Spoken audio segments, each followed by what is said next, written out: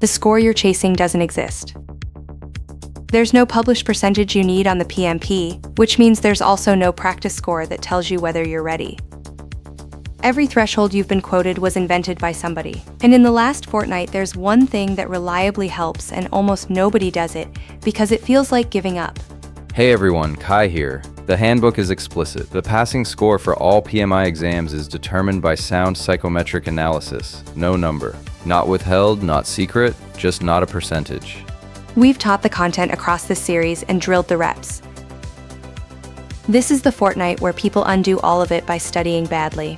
This is Cynthia, and the exam is criteria-based, which is the part that matters here. It decides who passes by whether you met the criteria for a qualified practitioner, not by whether you cleared a line. Erica, when a forum tells you 70% in a practice bank means you're safe, that's not a leaked figure. There is nothing to leak. Somebody guessed and it got repeated. And this genuinely matters in the last 2 weeks, because chasing a fictional threshold changes what you study. You start optimizing for a number instead of for the weakest thing you do. Kai, that usually means grinding more questions in your strongest domain because that's where the score goes up fastest and it feels like progress. So if the absolute number is meaningless, what's left? Your own trend and the shape of it across the 3 domains rather than the total. And there's a second cost to the fictional threshold that people feel and can't name. It makes every practice sitting a verdict instead of a measurement. So a bad sitting 12 days out becomes evidence you'll fail rather than information about what to fix, and that's genuinely corrosive in the last fortnight when confidence is doing real work.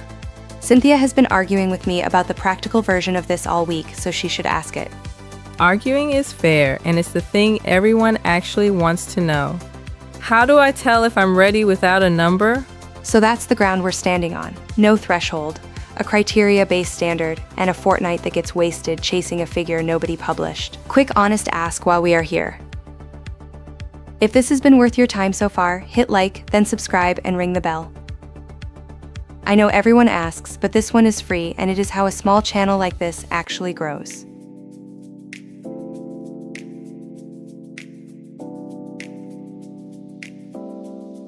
So without a threshold, what does a practice score legitimately tell you? Something narrower than people want, and more useful than they expect. It tells you about yourself over time, nothing about the exam. Professor Rahman is at the desk for this.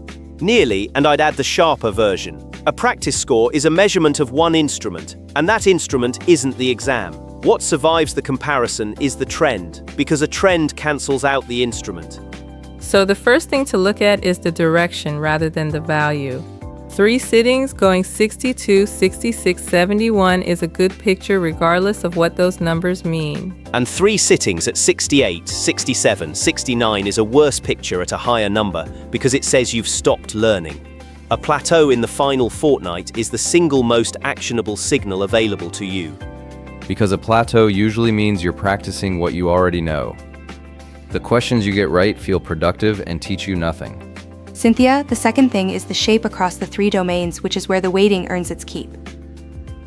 Process is 41%, people 33%, business environment 26%. So a candidate strong in people and weak in process is in more difficulty than the reverse, even at an identical total. The total hides that entirely, which is why it's the least informative figure on the page. Kai, the third thing is the one almost nobody does, which is logging why you missed rather than that you missed. Because there are only a few reasons, and they need completely different responses. You didn't know the content. You misread the stem. You knew it and second-guessed. Or you ran out of time. And a fortnight spent studying content when your losses were misreads is a fortnight spent on the wrong problem. That distinction is invisible in any score and obvious in a log. 2 weeks of that log is worth more than 2,000 more questions, and it costs a notebook. And there's a practical trap in the trend too, which is comparing across banks. If you switch resources, your numbers move for a reason that has nothing to do with you. Which is why a trend only means something inside one instrument. 3 sittings in one bank is a trend. 1 sitting in each of 3 banks is 3 unrelated measurements, and averaging them produces a figure about nothing at all. So pick one and stay in it for the fortnight, even if you suspect a different one is better calibrated. Consistency is worth more than accuracy here. Professor Rahman, thank you. A trend cancels out the instrument is the sentence I'd give anybody comparing two different question banks. Watch the direction, ignore the height.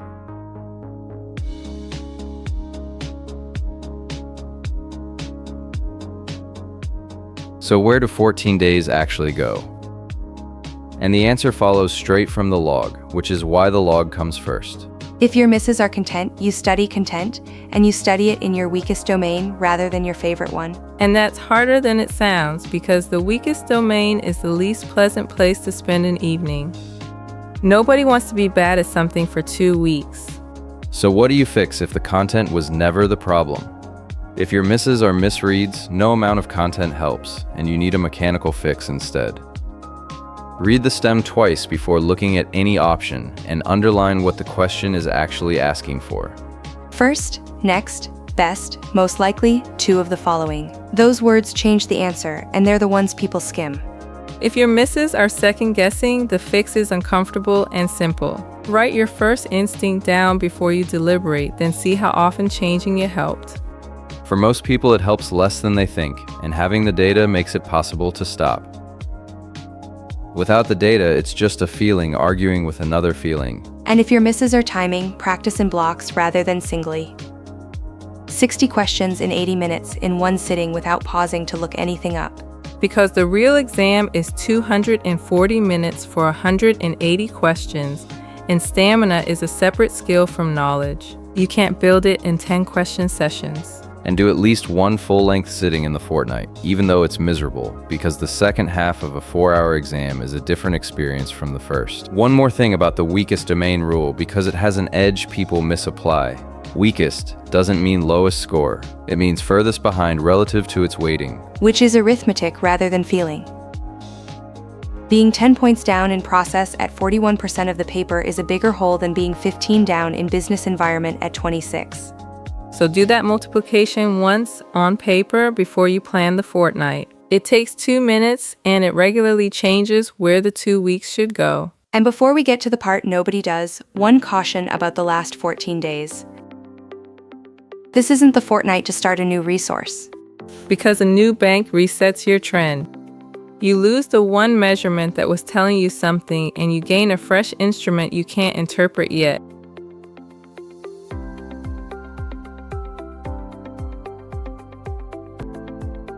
At the top, I said there's one thing that reliably helps in the last fortnight and almost nobody does it because it feels like giving up. Here it's: stop studying 2 days before. not taper. Stop. Professor Rahman, this is your ground. And I defend it more strongly than most people expect.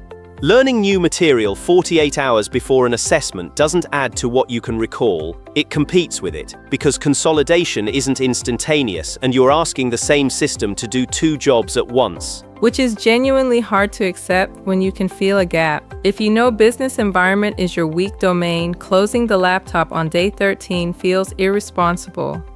It feels irresponsible, and it's correct. A gap you discover 2 days out won't close in 2 days, and the attempt reliably costs you access to material you already had. So what do those 48 hours look like instead? Light review of things you already know well, sleep, and the logistics. And the logistics are worth actually doing rather than assuming. Where the center is. How long the journey takes at that time of day. Which identification you're bringing and whether the name on it matches your scheduling notice exactly. Or if you're testing at home, the system test on the same machine and network you'll use, and clearing the room. And there's one hard-edged reason to make the go or no-go call early rather than late: the money. Rescheduling or canceling within 30 days of your appointment costs $70. Within 48 hours, you forfeit the entire exam fee.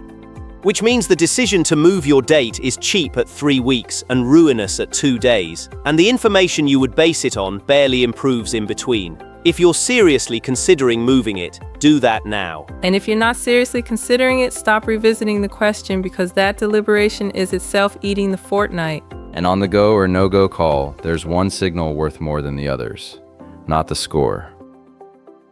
Whether your weakest domain is still your weakest domain by the same margin as a fortnight ago.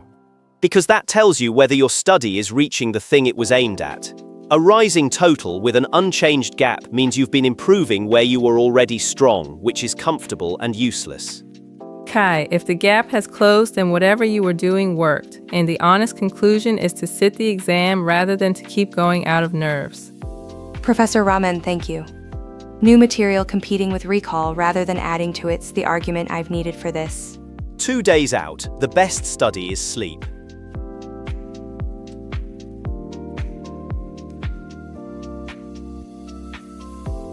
So the night before and the morning, and then we will let you go and sleep. The night before isn't a study session. Lay out your identification, check the address, set 2 alarms, and go to bed at a normal hour rather than an ambitious one. And on the morning, take the tutorial. It's optional, and its time doesn't count against your 240 minutes, which makes it the only free thinking time the day contains.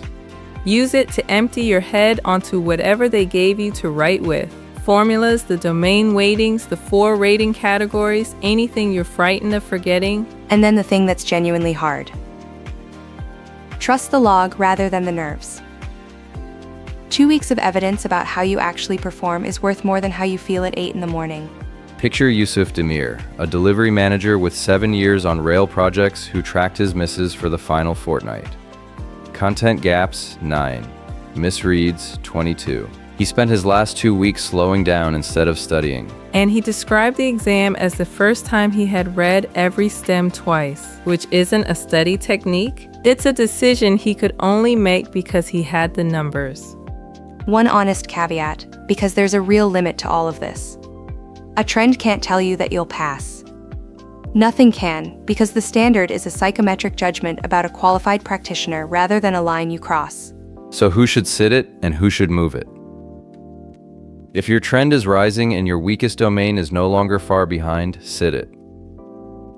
If your trend is flat and one domain is a long way back, moving it early is a legitimate and cheap decision. And either way, you've 3 attempts inside your eligibility year, which is worth remembering on a morning when it feels like one shot. If one thing survives today, make it this. Readiness is a direction rather than a number, and the last fortnight is for fixing how you answer rather than for learning more to answer with. Direction, not height. If you're inside your final fortnight right now, subscribing puts the rest of this block in front of you while it still helps, and it costs you nothing at all. So tell me before you go, are your misses content, or are they misreads? Go and start that log tonight. This is Professor Erica, and I will see you in the next one.